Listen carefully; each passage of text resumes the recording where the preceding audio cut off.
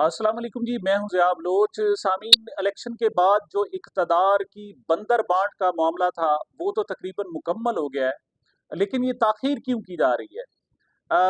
रोज़ाना इजलास हो रहे हैं, मुस्लिम लीग नून का इजलास हो रहा है, जनाब पीपल्स पार्टी का इजलास हो रहा है, रोज़ाना बातें हो रही हैं, फिर इख्तलाफात की चीज़ें सामने आ रही हैं। बिलावल भुट्टो साहब कह रहे हैं जी मैंने पावर शेयरिंग फार्मूला मुस्तरद कर दिया है, मुझे कहा गया था कि 3 साल के लिए हम वज़ीर आज़म बनेंगे, फिर 2 साल के लिए तुम बन जाना, लेकिन मैंने इससे मना कर दिया। ये क्या मामलात हैं? जी, तो सच तो यही है कि जो इक़्तिदार की आपस में बंदरबांट थी, जो आपस में तक़सीम थी, वो तकरीबन मुकम्मल हो गई है और चंद थोड़ा-सा माइनर सा जनाब चीज़ें हैं, तय करना है।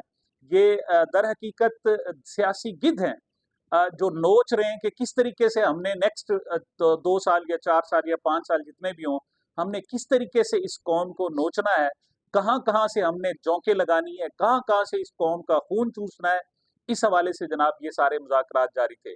अच्छा, सवाल ये पैदा होता है कि अगर ये मुज़ाकरात मुकम्मल हो गए हैं और ये बंदरबांट मुकम्मल हो गई है, तो फिर ये इजलास क्यों हो रहे हैं?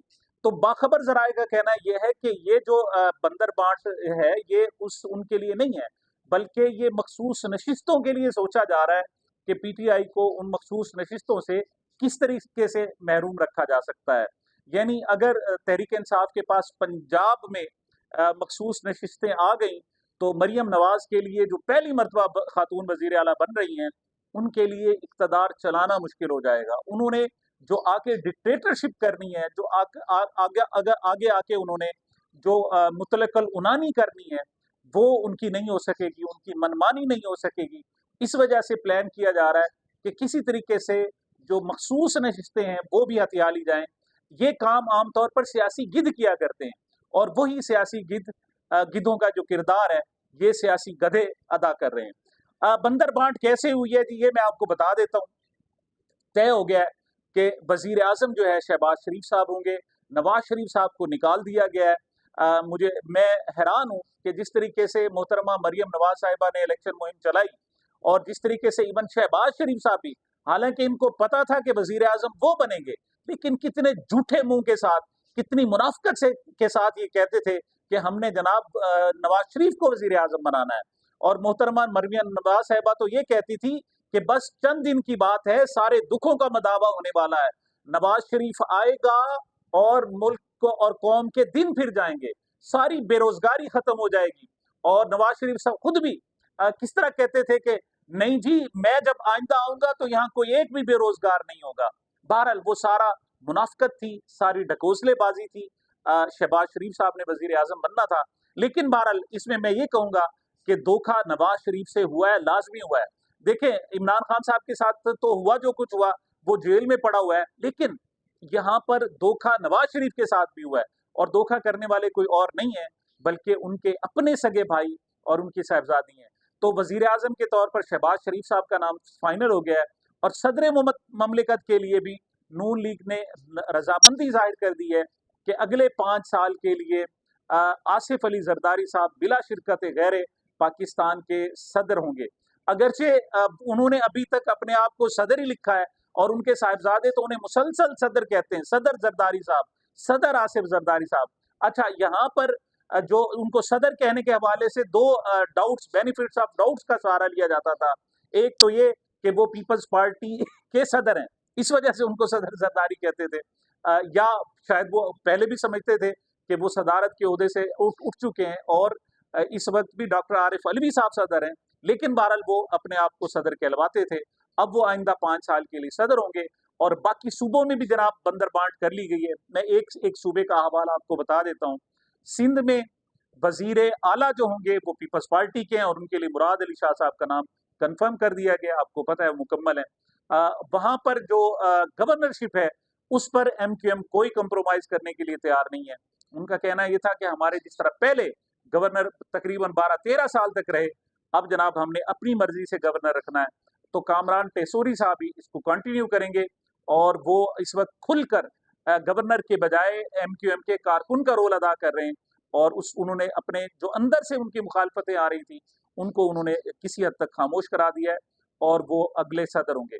अच्छा, सिंध का मामला हो गया। बलूचिस्तान की तरफ हम आ जाते हैं जनाब।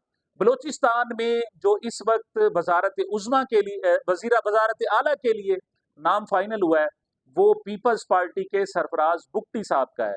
اب سرفراز بگٹی صاحب کو آپ کہہ سکتے ہیں کہ وہ پیپلز پارٹی کے ہیں، لیکن در حقیقت وہ جس کے ہیں سب کو اس کا پتہ ہے. یعنی یہ وہ شخص تھا جو اس سے پہلے اقتدار میں تھا، نگران حکومت آئی، پھر اقتدار میں آ گیا، نگران وزیر داخلہ بنا رہا، پھر آخری دن اس نے استعفیٰ دیا. نون لیگ میں متوقع تھا کہ جائے گا، لیکن پیپلز پارٹی میں شامل ہو گیا، اور پیپلز پارٹی سے وہاں MP بھی بن چکے ہیں، اور پیپلز پارٹی کے حصے میں بلوچستان کی وزارت اعلیٰ آئی ہے.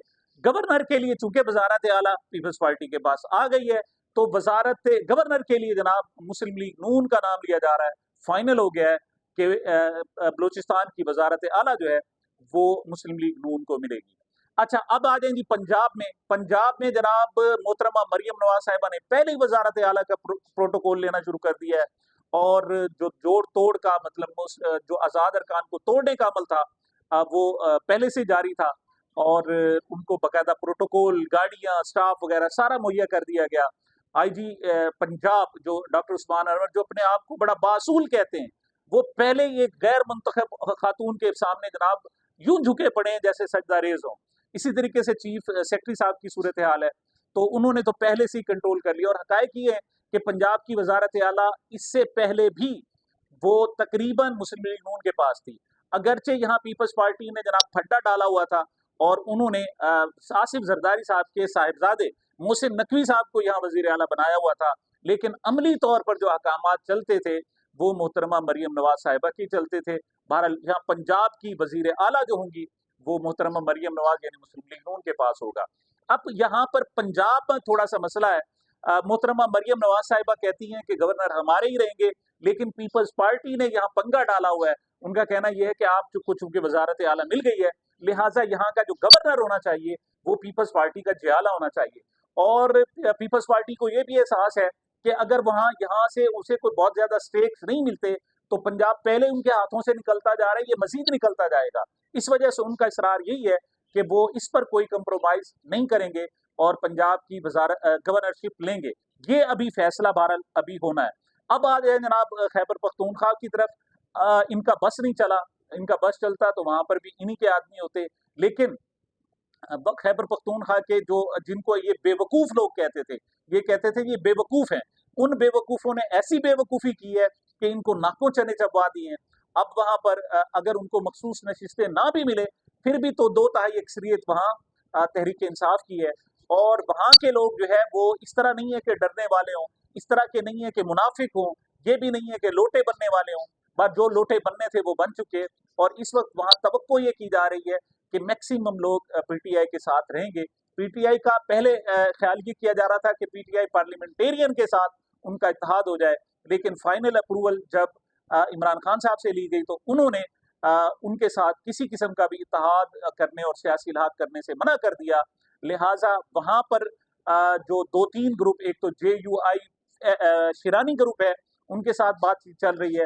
ادروائز یہ بھی ہو سکتا ہے کہ وہاں جو الحاق کیا جائے وہ سنی اتحاد کونسل یا مجلس وحدت مسلمین کے ساتھ کر لیا جائے، لیکن اعلان سنی اتحاد کونسل کا ہی کیا جا چکا ہے. وہاں پر بھی جناب وہ جو گورنرشپ ہے اس پر پھڈا پڑا ہوا ہے. اب گورنر پنجاب کی گورنرشپ ہے اور دوسری طرف خیبر پختونخوا کی گورنرشپ ہے. اب پیپلز پارٹی دونوں مانگ رہی ہے، لیکن جو نون لیگ ہے ان کا کہنا یہ ہے کہ آپ خیبر پختونخوا کی گورنرشپ لے لیں لیکن پنجاب کی نہ لیں، پنجاب ہمیں ملنا چاہیے. دیکھتے ہیں آگے اس حوالے سے کیا ہوتا ہے. لیکن اس وقت جو سب سے بڑا پنگا ڈالا ہوا ہے وہ مولانا فضل الرحمان صاحب کے ہیں. ان کے سمدھی جو ہے وہاں پر اس وقت بھی گورنر ہیں، اور ان کا کہنا یہ ہے کہ آپ نے ہمیں ککھ بھی نہیں دیا، ہمیں جناب صدارت کا لالی پاپ دیتے رہے. 2 سال تک ہم سے جناب، بلکہ 5 سال تک ہم سے لانگ مارچ کرائے گئے، ہم سے احتجاج کروائے گئے، ہم سے ملین مارچ کروائے گئے، ہم سے جناب لوگوں کو دھمکیاں دلوائی گئی، سپریم کورٹ کے سامنے ہمیں لا کر کھڑا کیا گیا، ہمیں عدالتی تضییق کروائی گئی ہم سے، اور ہمیں ملا ککھ بھی نہیں. تو وہ اس وقت سب سے زیادہ جو گلہ دے رہے ہیں مسلم لیگ نون کو دے رہے ہیں. لیکن مسلم لیگ نون کے میاں نواز شریف صاحب خود کہتے ہیں، وہ کہتے ہیں مولانا میرے ساتھ ہاتھ ہو گیا ہے تو میں آپ کی کیا مدد کر سکتا ہوں، اس وقت مجبور ہیں. لیکن ایک آپشن یہ بھی ہے کہ اگر مولانا کو خاموش کرانا ہے، انہیں صدارت نہیں دی گئی تو کم از کم خیبر پختونخوا کی گورنرشپ انہیں دی جائے۔ دوسری صورت یہ ہے کہ گورنرشپ اگر خیبر پختونخوا کی پیپلز پارٹی مانگتی ہے تو پھر یہ بھی ہو سکتا ہے کہ جو بلوچستان کی گورنرشپ ہے وہ مولانا کو دے دی جائے، کیونکہ وہ خود وہاں بلوچستان سے رکن قومی اسمبلی بھی منتخب ہوئے ہیں۔ تو یہ گورنر کے معاملات پر جناب تھوڑے سے ابہام ہے۔